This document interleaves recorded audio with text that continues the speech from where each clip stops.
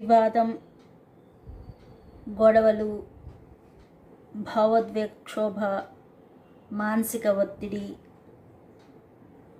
ఇవన్నీ జరిగి మీ జీవితాల్లో అల్లకల్లోలం అయింది అని చెప్పి వారు ఫీల్ అవుతున్నారు.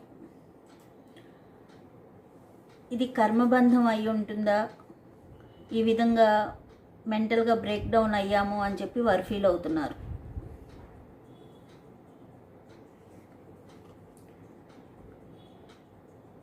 మోసం చేసి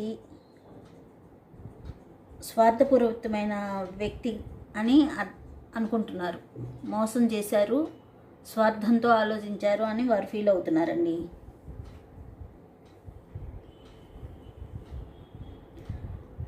మీ పట్ల ఆకర్షణ అయితే ఉంది.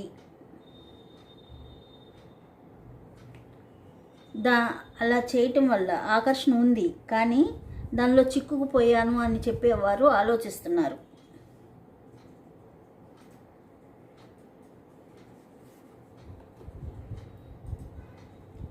ఇది ఒక ఏమంటారంటే ద్వేషంతో కూడిన ప్రేమ. తారుమారుగా ఉంటుంది కదా, ఎప్పుడు ప్రశాంతంగా లేకపోవటం. వారి ఫీలింగ్స్ ఈ విధంగా ఉన్నాయండి. మొత్తం మీద ఈ కార్డులు ఏం చెప్తున్నాయంటే ఒక రిలేషన్షిప్లో గందరగోళం, మోసపూరితమైన ప్రవర్తన, విషపూరిత అలవాట్లు, అంటే మద్యం సేవించటం, పార్టీలు, ఇలాంటి అలవాట్లు, తగువులు, స్థిరం కాని ప్రేమ, ఇవన్నీ కనిపిస్తున్నాయండి. ఎవరో ఒకరు బయట మంచి వ్యక్తిలా నటిస్తూ లోపల మోసం చేస్తున్నారు అని చెప్పి వారు అనుకుంటున్నారు. ఈ రిలేషన్షిప్లో ప్రేమ మరియు ద్వేషం రెండూ ఉన్నాయి. దీనిలో స్థిరత్వం లేదు, ఈ రిలేషన్షిప్లో నమ్మకం లేదు.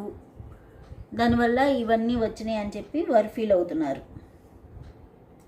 జాగ్రత్తగా ఆలోచించి విషపూరితమైన ఈ జీవనశైలిని, మోసపూరితమైన ఈ సంబంధాల నుండి బయటికి రావాలని వారు అనుకుంటున్నారు. వారికి నిజమైన ప్రేమ కావాలి, విశ్వాసం ఉన్న చోట మాత్రమే తను ఉండాలి అని వారు ఫీల్ అవుతున్నారు. ఇలా ఉందండి, చాలా నెగిటివ్గా థింక్ చేస్తున్నారు. ఇదండి ఈరోజు రీడింగ్. మీకు నచ్చినట్లయితే సబ్స్క్రైబ్ చేసుకోండి, లైక్ చేయండి. Thank you.